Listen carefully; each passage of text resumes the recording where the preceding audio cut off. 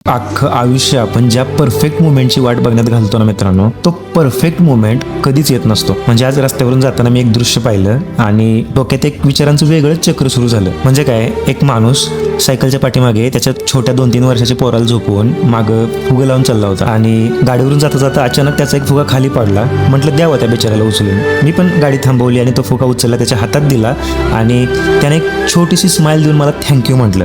पण गाडी चालू करताना ना माझ्या काळजात कुठेतरी काहीतरी तुटलं यार. म्हणजे बघा ना, आपण रोज सकाळी उठून रडत असतो की माझ्याकडे हे नाही ते नाही, माझ्याकडे गाडी नाही, आणि ज्याच्याकडे गाडी आहे त्याला वाटतं मला कार पाहिजे. पण त्या माणसाकडे बघून मला हे जाणवलं की त्याचं स्वप्न काय असेल. आज यातले सगळे फुगे विकले गेले तर रात्री घरी वाट बघणाऱ्या बायकोला आणि या पोराला 2 वेळचं अन्न कसं मिळेल, जेवण कसं मिळेल, हेच एक स्वप्न असेल ना. आणि सगळ्यात मोठी गोष्ट काय माहितीये का, या लोकांकडे ना कामाशिवाय दुसरा काहीच पर्याय नाही. पण तरीही त्यांची स्पर्धा जगासोबत नाहीये. कोणाला त्यांना हरवायचं नाहीये. त्यांना स्वतःला या पृथ्वीवर जिवंत ठेवून शेवटच्या श्वासापर्यंत फक्त लढत राहायचंय आणि हेच एक त्यांचं स्वप्न आहे. त्यांना बघून मला वाटलं की आपल्या लाईफमध्ये खरंच काही प्रॉब्लेम नाहीत. आपण उगाच छोट्या छोट्या गोष्टींचं टेन्शन घेऊन बसतो. म्हणून म्हणतो मित्रांनो, जे आयुष्य मिळालंय ना, जसं आहे जितकं आहे ते आपलं आहे, त्याची इज्जत करायला शिका.